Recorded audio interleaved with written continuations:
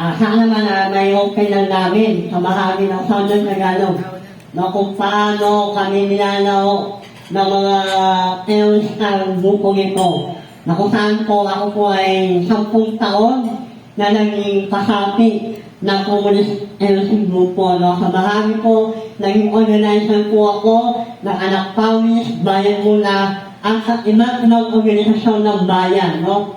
Na kung saan po ay alam namin na mayroong pondo na kung saan ay hindi po na imamahagi sa amin. No? Kung paano po sa kuminsan po na Rizal ay napakalaki na kukuha po namin ng RBPU na kung saan po kami po yung nauupusan para kumuha ng memory sa layong kakawin sa uwi, no? Na kung saan po ay malaking pondo ang nakukuha namin. Dahil po, nung panahon po ng pag-occupy ng mga iba't ibang pamahay sa Muntalban Rizal, bago pasukin ang Panlimulacan, kami po ang unang-unang pumasok ng pamahay.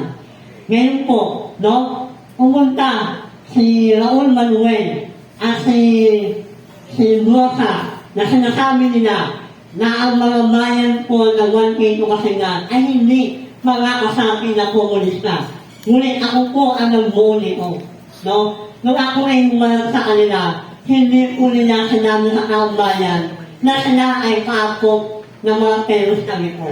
No? Kami ay namamahala, no, sa kalagayan ng Rizal at lumuo Calabarzon na kung saan po ay marami pa rin naluloko ng mga mapapanggap ng mga terorista, lalo na sa Kongreso. Okay. Maraming salamat kay Camille sa kanyang pagpapaliwanag kung paano sa iba't ibang rehiyon sa Southern Tagalog ay ito po ay gumalaw din ang mga organisasyon ng CPP, NPA, including mga party list nila. Thank you, Camille.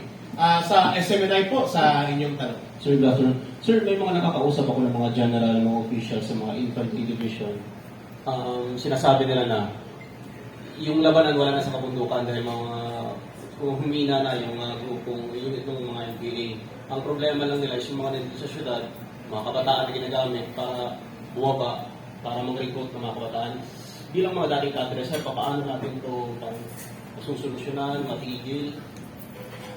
Okay. Una sa lahat, kailangan ma-expose ito. The kalahati ng problema sa recruitment ay ang informasyon. Kasi ang propaganda, ang tungtungan para mag-recruit. So kung hindi po ito babanggain ng pamahalaan at walang counter-information na gagawin or information campaigning operations, ang pamahalaan, lalaganap ang recruitment. So ang kalahating bahagi ng solusyon sa recruitment sa mga syudad, kolehiyo, pabrika, opisina, komunidad, barangay, ay information campaign. Yan po ang aming tinututukan. Kailangan pong madurog at maparalisa ang propaganda operations ng CPP, NPA, NA. Pangalawa, kailangan tukuyin ang mga recruiters at mga front organizations at papanagutin sila sa batas. Dito papasok ang law enforcement and legal offensives. The government cannot simply take it sitting down. Dahil hindi armado si Raul Manuel o hindi direktang naghahawak ng armas si Raul Manuel ng Kabataan New People's Army Recruiter Party List, si Arlene Brosas ng NPA Lover Party List ng Gabriela, at ang Alliance of Communist Teachers ni Franz Castro, hindi kung wala silang direktang hawak na armas, ay hindi sila pwedeng habulin ng batas. Wrong. Pwede silang habulin ng batas on the ground of sponsorship, financing, supporting, and promoting terrorism. At yan po ang gusto namin i-prove sa Anti-Terrorism Council. So there must be a clear and very categorical approach of legal offensive, case build-up, law enforcement, targeting the recruiters. Otherwise, hindi mapuputol ang recruitment. At sino ang recruiter sa urban areas? Ito din po ang mga party list nila at mga front organizations. Therefore, they must be identified properly, supported with evidence and testimony. The government must be delivering lethal and decisive legal blows. At kailangan i-prosecute sila. And we are willing to support and cooperate as witnesses. Without that, hindi natin mapuputol ang recruitment na ito. The possibility of rebound and recovery sa armadong pwersa nila sa kanayunan will remain. Why? 80% ng cadre ng Communist Party of the Philippines ang namumuno sa NPA at sa organisasyon ng CPP nanggagaling sa sektor ng kabataan at estudyante. At yan ay ginagawa ang recruitment sa schools and universities. At saka, ang gusto po namin liwanagin, yung paglaban sa CPP-NPA, we would like to emphasize that we are fighting the CPP-NPA with the government, with, not for the government. Hindi po namin kaya. Hindi po namin nilalabanan ng CPP-NPA para sa gobyerno. Lalo na kung ang gobyerno, sila mismo nag-aaway-away. Hindi sila nagkakaintindihan. No? Kami po, ulitin ko, we are fighting with the government. Kasama kami ng pamahalaan.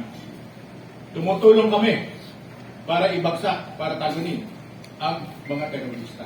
Pero hindi po namin kayang gawin ito para sa gobyerno. No? At katulad na nangyayari ngayon, kitang-kita natin na yung tatlong terorista ay nasa loob mismo ng Kongreso at pinopondohan ng Kongreso. Paano mo tatalunin yan? Di ba? Pero tatalunin natin yan. At sabi nga namin, sa darating na eleksyon, dapat wala na kahit na isang so-called Bakabayan party list yan. Matatalo yan. Dahil yung kanilang yung party list na yung pamunahing party list nila bumagsak. Wala na yung bayan mo na, di ba? Yeah, no? At yung kabataan party list na kalusot yan kasi sumakay yan kay Lenny Robredo. Sapagkat si Lenny Robredo ang talaga nagdala.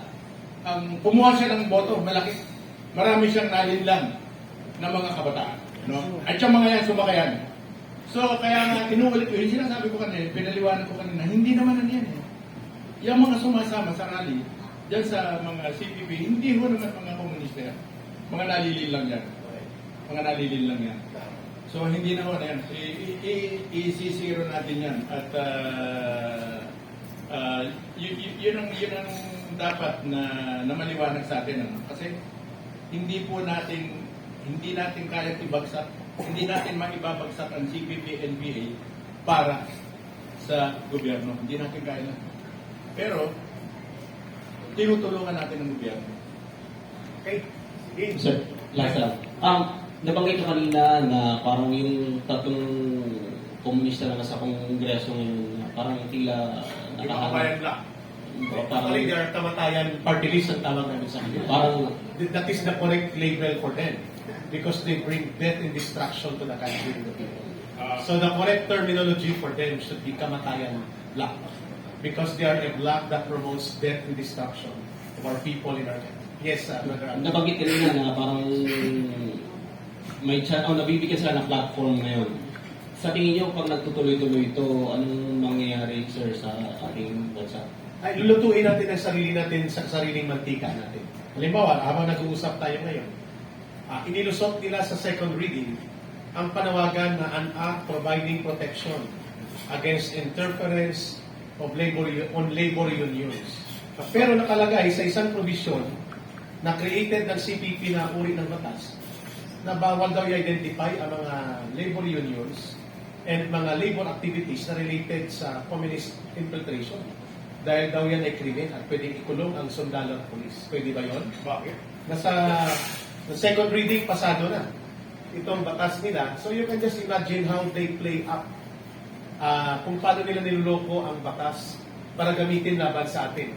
May tinatawag sila na bawal mag-backwit ang mga magsasaka at katutubo pag may military operation. At sapagkat pag nangyari yan, kakasuhan nila ang mga battalion commander at mga company commander.